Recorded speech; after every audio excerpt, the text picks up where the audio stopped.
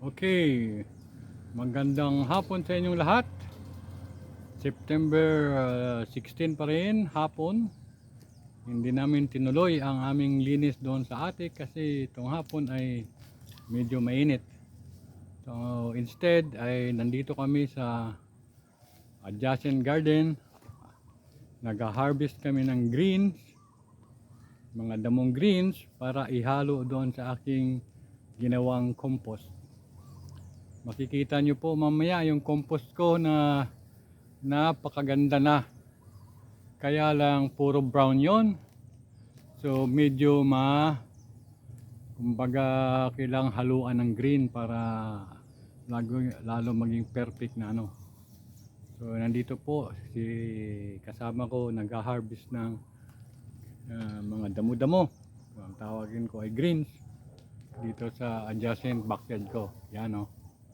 Yan.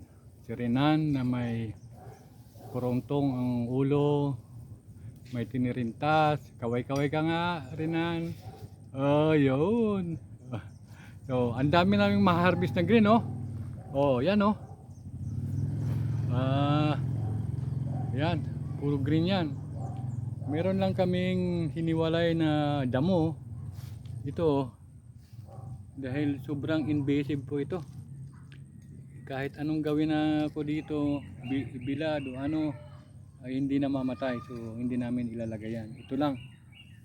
Tapos ang nangyari po, ang mga greens ay